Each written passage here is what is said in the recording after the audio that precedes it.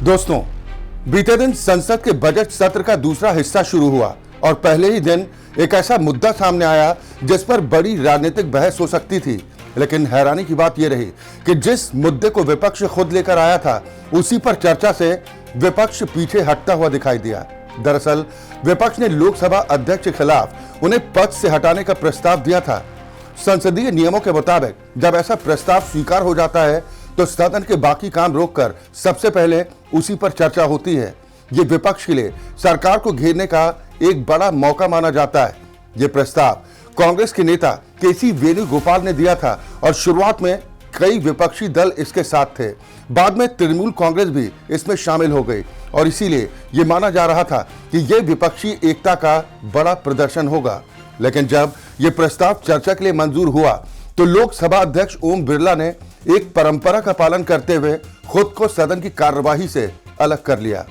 उन्होंने साफ कहा कि जब तक इस प्रस्ताव पर फैसला नहीं हो जाता तब तक वो सदन की अध्यक्षता नहीं करेंगे। इसलिए फिलहाल सदन की कार्यवाही पीठासीन अधिकारी चला रहे हैं। ऐसे में उम्मीद थी कि बजट सत्र के दूसरे हिस्से के पहले दिन ही विपक्ष इस मुद्दे पर जोरदार बहस करेगा, सरकार और लोकसभा अध्यक्ष को घेरने की कोशिश करेगा। लेकिन ऐसा कुछ नहीं हुआ।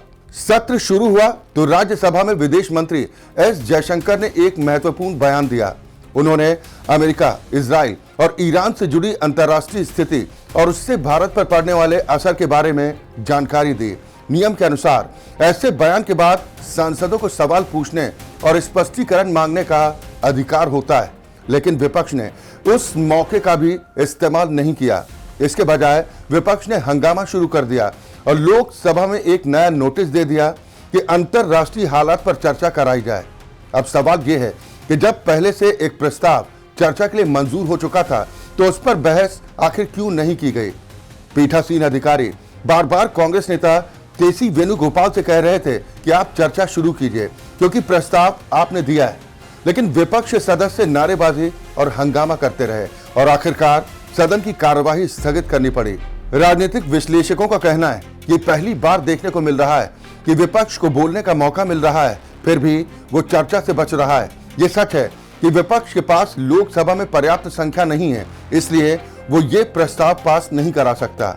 लेकिन संसदीय लोकतंत्र में ऐसे प्रस्ताव सिर्फ जीतने के लिए नहीं लाए जाते, बल्कि अपनी बात देश के सामने रखने के लिए भी लाए जाते हैं। जैसे अविश्वास प्रस्ताव भी विपक्ष कई बार लाता है, जबकि उसे पता होता है कि सरकार गिरने वाली नहीं है, लेकिन उस बहस के दौरान विपक्ष को सरकार से सवाल पूछने और अपनी बात रखने का पूरा मौका मिलता है। तो फिर यहां विपक्ष चर्चा से क्यों बच रहा है? कई लोगों का मानना है कि विपक्ष के पास इस मुद्दे पर ठोस तर्क और तैयारी नहीं है और इसीलिए वो बहस से बचना चाहता है, क्योंकि अगर बहस शुरू होगी तो उसे अपने आरोपों के समर्थन में तथ्य भी देने पड़ेंगे। याद कीजिए, कुछ समय पहले राहुल गांधी ने जनरल नरवणे की किताब को लेकर बड़ा मुद्दा उठाया था। उस समय कहा जा रहा था कि राष्ट्रीय सुरक्षा से जुड़ा बहुत बड़ा मामला है, लेकिन अब वही मुद्दा अचानक गायब हो चुका है। और इसी तरह बिहार चुनाव के दौरान राहुल गांधी बार बार एसआईआर और वोट चोरी का मुद्दा उठा रहे थे, लेकिन अब 5 राज्यों के चुनाव सिर पर हैं और उस मुद्दे की भी चर्चा नहीं की जा रही। इससे ये सवाल उठ रहा है कि क्या विपक्ष ऐसे मुद्दे उठा रहा है जिन पर उसके पास ठोस तैयारी नहीं होती।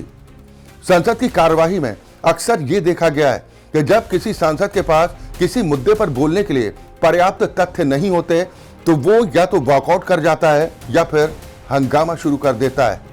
आलोचक कह रहे हैं कि आजकल विपक्ष का यही तरीका बन चुका है। सदन में हंगामा करो, कार्यवाही रुकवाओ और फिर बाहर आकर कहो कि हमें बोलने नहीं दिया जा रहा। लेकिन जब सरकार खुद कह रही है कि आइए चर्चा कीजिए, तो फिर चर्चा से बचना कई सवाल खड़े करता है। संसदीय कार्य मंत्री किरण रिजिजू ने भी सदन में कहा कि विपक्ष ने जो प्रस्ताव दिया उस पर चर्चा के लिए सरकार पूरी तरह से तैयार है। विपक्ष चाहे तो अभी बहस शुरू कर सकता है, लेकिन इसके बावजूद बहस शुरू नहीं हुई। इस पूरे घटनाक्रम को देखते हुए कई लोग कह रहे हैं कि आज भारत की संसद में विपक्ष बहुत कमजोर नजर आ रहा है, जबकि लोकतंत्र में एक मजबूत विपक्ष होना बेहद जरूरी होता है, क्योंकि विपक्ष का काम होता है सरकार से सवाल पूछना, उसकी कमियों को उजागर करना और जनता के मुद्दों को सदन में उठाना। दुनिया में ऐसी कोई सरकार नहीं होती जिसमें कोई कमी ना हो। हर सरकार से सवाल पूछे जा सकते हैं, लेकिन अगर विपक्षी सवाल पूछने से बचने लगे तो ये लोकतंत्र के लिए अच्छी स्थिति नहीं मानी जाती। आज स्थिति यह है कि सरकार चर्चा के लिए तैयार है, लेकिन विपक्षी बहस से दूर भागता दिखाई दे रहा है।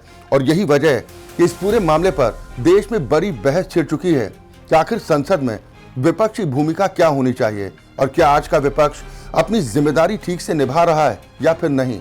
फिलहाल संसद का सत्र जारी है और आने वाले दिनों में ये देखना बेहद दिलचस्प होगा कि विपक्ष इस मुद्दे पर आगे क्या रणनीति अपनाता है और क्या वो सदन के भीतर बहस के जरिए सरकार को घेरने की कोशिश करता है या नहीं।